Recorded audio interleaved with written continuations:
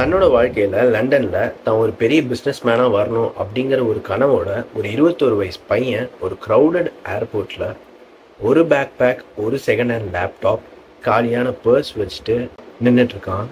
வெளியே என்னதான் மழையில் குளிராக இருட்டாக இருந்தாலும் இதையெல்லாம் கவனிக்காமல் உறைஞ்சி போய் ஃப்ரெண்ட்ஸ் ஃபேமிலி யாரும் இல்லாமல் தனியாக நின்றுட்டுருக்கான். ஆனால் அப்போ தான் அவனுக்கு யாருமே அவனை ஃபினான்ஷியலாக காப்பாற்ற வரப்போகிறது இல்லைன்னு புரியுது. லண்டனில் தன்னோட முதல் நாளை தங்கறக்கு இடம் இல்லாமல் சில டைம் ஹாஸ்டலில், சில டைம் தரையில் தெரியாத சில பேரோட தூக்கம் இல்லாமல் படுத்துட்ருக்கான். ஆனால் அங்கே இருந்த கொஞ்ச நாள்லேயே தாங்கிட்ட இருந்த கொஞ்சம் பணத்தையும் செலவு பண்ணி பேனிக் ஆகுறான். அப்போ தான் தோற்றுருவோம் அப்படிங்கிற பயத்தோட தாங்கிட்ட இருந்த கடைசி கிரெடிட் கார்டு வித் ஒரு சீக்ரெட் பிஸ்னஸ் ஸ்ட்ராட்டஜி வச்சு அவனோட முதல் பிஸ்னஸை ஸ்டார்ட் பண்ணுறான். ஃபாஸ்ட் ஃபார்வர்ட் 1 இயர், ஒரே வருஷத்தில் யூஸ் பண்ண அந்த ஒரு சீக்ரெட் ஸ்ட்ராட்டஜினால் 8 கோடி கிட்ட ரெவன்யூ ஜென்ரேட் பண்ணுறான். கடனாளியே இருந்த அவன் 2.5 கோடி அவன் பேங்க்கில் வச்சுருக்கான். அந்த ஒரு சீக்ரெட் ஸ்ட்ராட்டஜி அவரோட புக்கில் இருந்து படித்து நான் அவர்கிட்ட இருந்து தெரிஞ்சுக்க போது இந்த ஸ்ட்ராட்டஜி ரொம்ப லாஜிக்கலாகவும் சைக்கலாஜிக்கலாகவும் இட் இஸ் வெரி பவர்ஃபுல்னு தெரிஞ்சுக்கிட்டேன். இதை ஒரு சீக்ரெட் ஸ்ட்ராட்டஜின்னு சொல்கிறத விட காமன் சென்ஸ் ஸ்ட்ராட்டஜியாக தான் இது தெரிஞ்சுது. ஆனால் இங்கே தான் ஒரு ட்விஸ்ட்.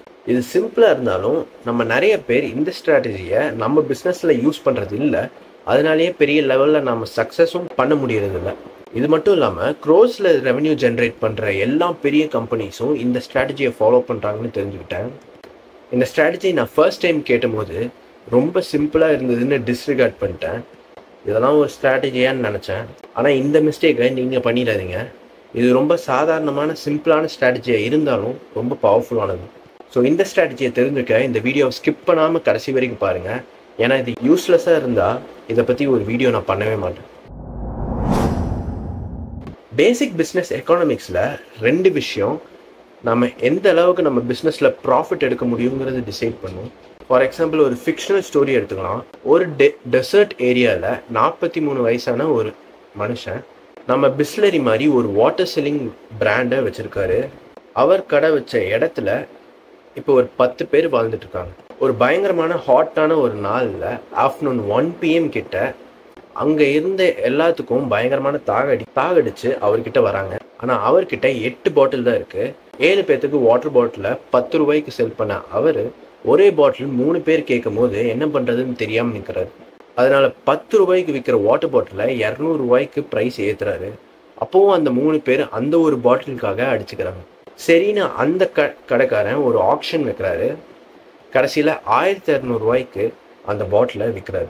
10 ரூபாய்க்கு விற்கிற சாதாரணமான வாட்டர் பாட்டிலை 1200 ரூபாய்க்கு விற்றதுக்கு மெயின் ரீசன் இந்த புக்கில் சொன்ன சப்ளை அண்ட் டிமாண்ட் இம்பேலன்ஸ். நீங்கள் எந்த பிஸ்னஸில் இருந்தாலும் எல்லா மக்களும் நம்ம கடைக்கு இல்லை நம்ம கூட தான் பிஸ்னஸ் பண்ணணும்னு சொல்லிட்டு உங்கள் பிஸ்னஸை உங்கள் காம்படிட்டரை விட கம்மி விலையில் இல்லை டிஸ்கவுண்ட்டில் சீப்பாக செல் பண்ணுறதுக்கு பதிலாக உங்கள் பிஸ்னஸ் இல்லாமல் இருக்கவே முடியாது அப்படின்னு இருக்கிற ஒரு 10 பேருக்கு ப்ரீமியம் ப்ரைஸ்க்கு செல் பண்ணாலே உங்கள் பிஸ்னஸ் பயங்கரமான ப்ராஃபிட் பார்க்கலாம். இதெல்லாம் கேட்டால் நம்புற மாதிரியே இருக்குது அப்படிங்கிறது தான் என் தாட் ப்ராசஸாகவும் முன்னாடி இருந்தது. ஆனால் கொஞ்சம் வெயிட் பண்ணுங்கள்.